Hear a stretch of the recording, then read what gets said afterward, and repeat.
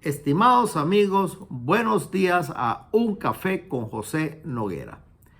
Hoy hablaremos sobre los fondos de cobertura de riesgo, George Soros y las crisis financieras.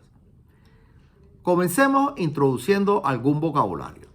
Una sociedad de inversión es una compañía que funciona reuniendo capital de numerosos participantes para invertirlo en valores, es decir, para comprar y vender bonos, acciones, monedas extranjeras, opciones y otros tipos de instrumentos financieros.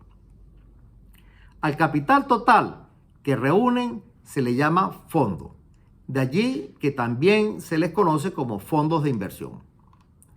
Las sociedades de inversión proveen la rentabilidad que brinden las inversiones que realicen y suelen centrarse en sectores concretos como los mercados financieros, los mercados inmobiliarios, etc.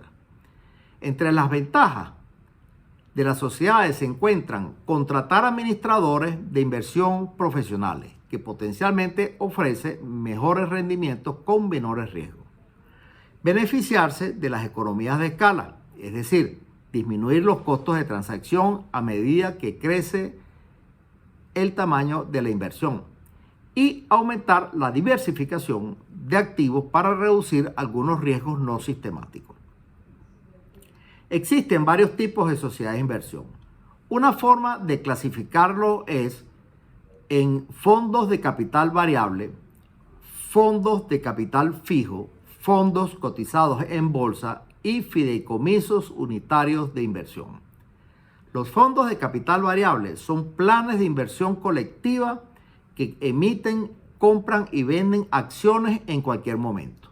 Por lo general, un inversionista compra acciones del fondo directamente en sí mismo, en vez de las acciones que el fondo posee. Los fondos abiertos están disponibles en la mayoría de los países desarrollados, aunque la terminología y las reglas operativas varían. Los fondos mutuos de los Estados Unidos, los fideicomisos de participación y las OEIC del Reino Unido o los SICAV europeos y los fondos de cobertura son ejemplos de fondos de capital variable. El término contrasta con un fondo de capital fijo que emite un número fijo de acciones que no son reembolsables del fondo. Es decir, una vez que los administradores del fondo emiten una acción, no la recompran, aunque generalmente se cotizan en bolsa. El precio de la acción lo determina el mercado. Algunos ejemplos de fondos de capital fijo que otros países son los fideicomisos de inversión en el Reino Unido y las sociedades de inversión que cotizan en Australia. Un fondo cotizado en bolsa es una sociedad de inversión que se cotizan en bolsas de valores. Los fondos cotizados en bolsa poseen activos como acciones, bonos, divisas, materias primas y lingotes de oro o petróleo. La mayoría son fondos indexados, es decir, su valor es una proporción de un determinado índice bursátil. Los fondos cotizados en bolsa más populares en Estados Unidos son los que replican el índice Standard & Poor's 500, el Nasdaq 100 o el precio del oro o el índice de empresas tecnológicas más grande. Los fondos cotizados en bolsa resultan atractivos como inversiones debido a sus bajos costos, eficiencia fiscal y comerciabilidad. En 2017 había 5.024 fondos cotizados en bolsa en todo el mundo, de los cuales 1.756 tenían su sede en Estados Unidos. Más de la mitad de los ingresos iban a los 20 fondos más grandes. Para septiembre de 2020, el total de activos administrados por fondos cotizados en bolsa de Estados Unidos ascendían a 4,9 billones de dólares, y la mayoría de los emisores de fondos cotizados en bolsa son BlackRock y Shares, con una participación del mercado de 39%, The Vanguard Group con 25% y The State Street Global Advisors con 16%.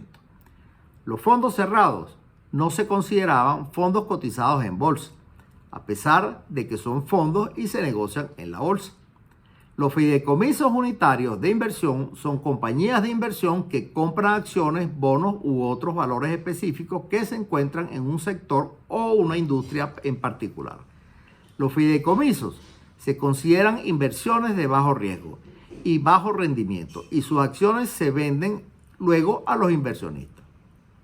A diferencia de otros fondos que se administran activamente, los fideicomisos unitarios de inversión se crean y después se dejan crecer por su cuenta. Analicemos cada uno de estos. Las compañías que son sociedades de inversión usualmente pertenecen a uno de los tipos arriba mencionados, o también pueden combinar características de varios tipos de sociedades de inversión. El fondo mutuo, por ejemplo, es una sociedad de inversión administrada profesionalmente que reúne dinero de muchos inversionistas que pueden ser individuos o instituciones para comprar valores. Los fondos mutuos poseen la mayor porción de bonos y acciones de las corporaciones estadounidenses. El término fondo mutuo se usa normalmente en los Estados Unidos, Canadá, India o Latinoamérica, pero existen estructuras similares en todo el mundo, como las empresas de inversión con capital variable en Europa y la empresa de inversión de capital variable en el Reino Unido. El inconveniente principal es que a cambio hay que pagar ciertas tasas y los gastos de administración del fondo mutuo. Los fondos mutuos pueden ser fondos de capital variable o fijo, o fideicomisos unitarios de inversión, un fondo cotizado en bolsa. A menudo se especializan en fondos de mercado monetario que solo invierten en instrumentos a corto plazo, como bonos con expiración menor a un año, fondos de acciones o de capital, fondos híbridos u otros. Pueden ser fondos indexados, que son administrados que coinciden con el rendimiento de un índice, como el índice Dow Jones de la Bolsa de Valores de Nueva York, o fondos administrados activamente cuyos administradores intentan comprar y vender para obtener la mayor cantidad de ganancias posible.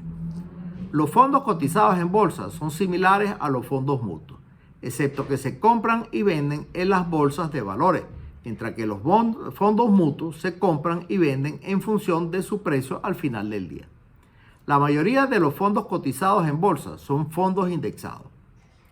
Un tipo particular de sociedad de inversión que estamos interesados en hablar en este programa son los hedge funds, también llamados fondos de cobertura de riesgo, que son sociedades de inversión que negocian con activos relativamente líquidos y hacen uso extensivo de técnicas complejas de negociación, construcción de cartera y gestión de riesgo para mejorar el rendimiento, como las ventas en corto, apalancamiento y derivados. Los reguladores financieros generalmente restringen la comercialización de los fondos de cobertura a las instituciones legales, las personas con un alto patrimonio neto y otras personas que se consideran suficientemente sofisticadas. Los fondos de cobertura de riesgo generalmente son fondos de capital variable, por lo que los inversores pueden invertir y retirar capital periódicamente en función del valor de los activos del fondo. Aunque no están sujetas a muchas restricciones como otros fondos, en Estados Unidos y Europa se aprobaron regulaciones después de la crisis financiera de 2007-2008, con la intención de aumentar la supervisión gubernamental de los fondos de cobertura de riesgo y eliminar ciertas lagunas en las regulaciones. Aunque el nombre Fondo de Cobertura de Riesgo sugiere que el objetivo de estos fondos es protegerse del riesgo del mercado, en realidad no cubren a sus clientes contra ningún riesgo, sino que hacen exactamente lo contrario.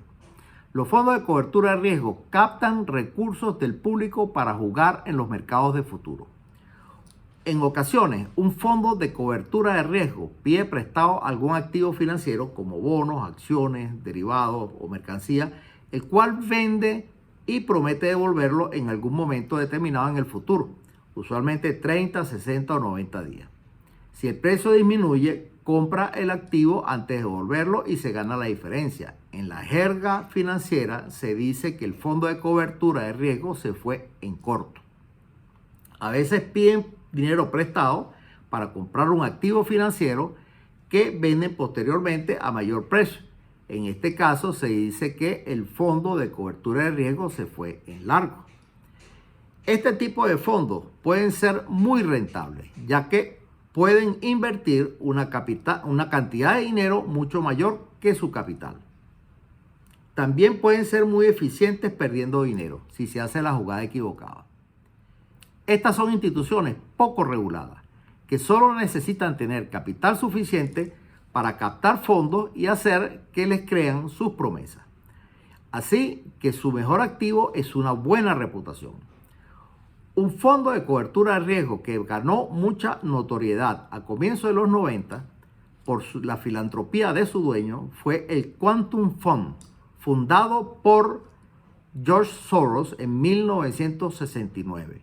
Soros, un inversionista multimillonario nacido en Hungría y nacionalizado estadounidense, que para mayo de 2020 tenía un patrimonio neto estimado en 8.300 millones de dólares, habiendo donado más de 32.000 millones de dólares a la Open Society Foundations, de los cuales 15.000 millones ya se han distribuido, lo que representa 64% de su fortuna original, lo que lo convierte a Soros en el donante más generoso en términos de porcentaje del patrimonio neto según Forbes.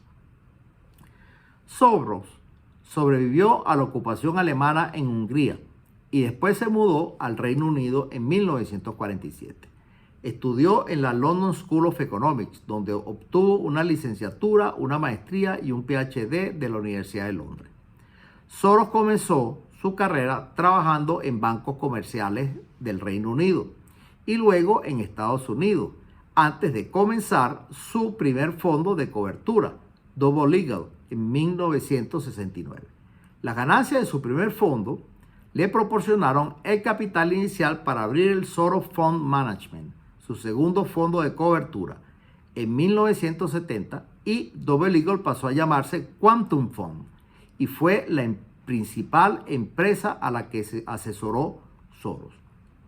Cuando Soros la fundó, el Quantum Fund tenía 12 millones de dólares en activos y en 2011 alcanzaba 25.000 millones de dólares, la mayoría del patrimonio neto general de Soros. Basado en sus primeros estudios de filosofía, Soros formuló una teoría general de la reflexividad para los mercados de capitales que, según él, ofrece una imagen clara de las burbujas de activos y el valor fundamental o de mercado de los valores, así como las discrepancias de valor utilizadas para vender en corto y canjear acciones. Soros es partidario de causas políticas liberales, de protección del ambiente y de justicia social, a la que contribuye con donaciones a través de su fundación, la Open Society Foundation.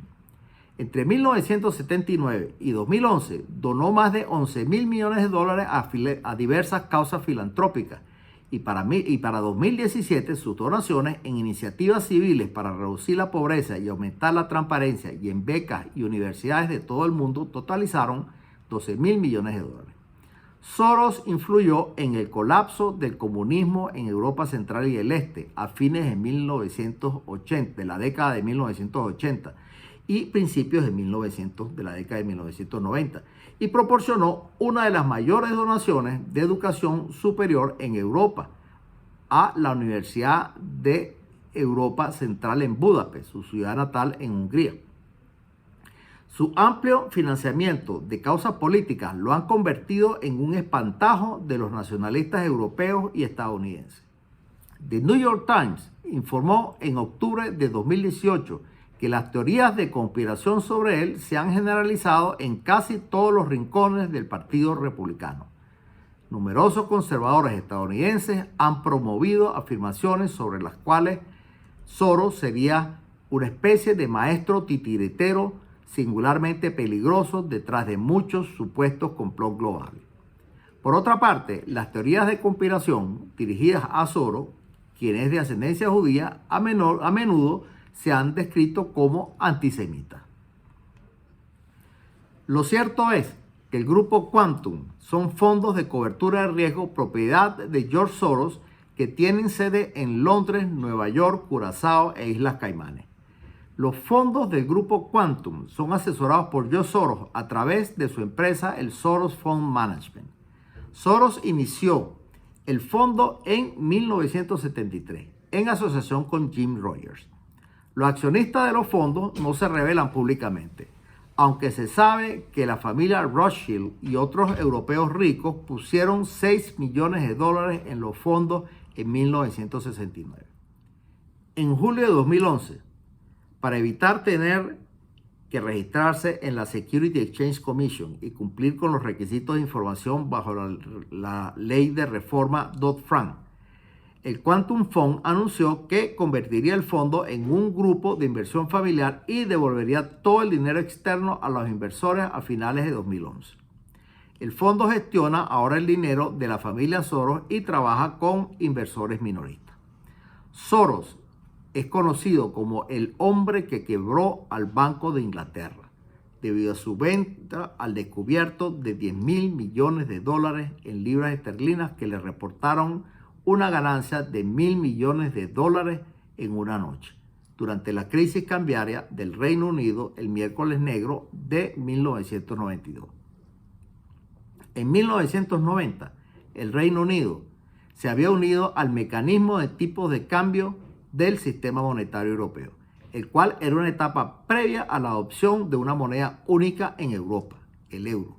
Para ese tiempo no existía el Banco Central Europeo y, para efectos prácticos, ese papel lo estaba supliendo el Banco Central Alemán, el Bundesbank.